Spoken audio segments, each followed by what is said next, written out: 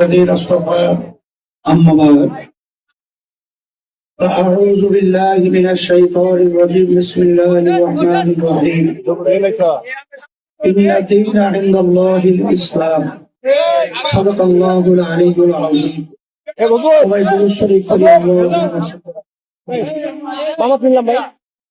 وحبيبنا ومولانا محمد صلى الله عليه وعلى آله وصحبه وبارك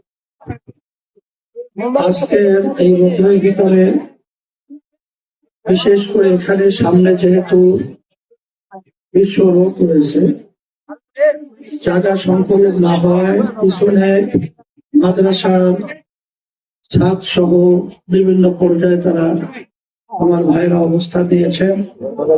পর্দার আড়ালে অনেক আমার মা বোনরাও এই হাত পাকা প্রতীকে এই নির্বাচনী সভাকে বাস্তবায়নের জন্য উপস্থিত হয়েছে। কথা বেশি লম্বা বলবো না, সংক্ষেপ বলছি। আপনাদের সরাইলে আসলে আমরা যাকে হাত পাকা প্রতীকে প্রার্থী দিয়েছি সে হলো একজন কোরআনুল কারীমের পাখি।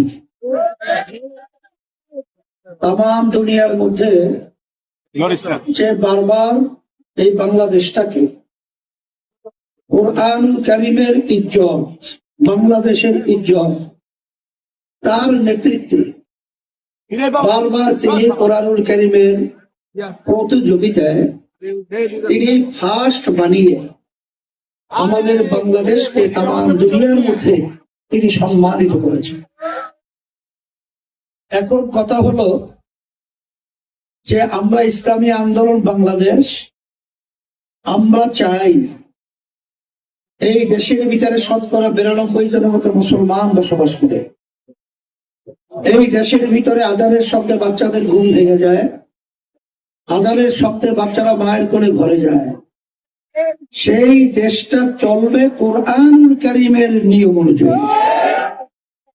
কিন্তু আমরা দেখেছি ৫৪ বছর দেশ চলছে স্বাধীনতা রকমে, যে নীতি আদর্শ অনুযায়ী যারা দেশ পরিচালনা করেছিল এদের পরিচালনায় দেশটা একবার দুইবার নয় ৫ বার দুর্নীতির দিক থেকে, চোরের দিক থেকে এরা আমাদের দেশকে কলঙ্কিত করেছে, আমাদেরকে অপমান করেছে। আর আপনাদের আমি বলবো ভাগ্য যে আপনাদের এই আসনে আমরা যাকে প্রার্থী দিয়েছি সে বারবার কোরআনুল কারীমকে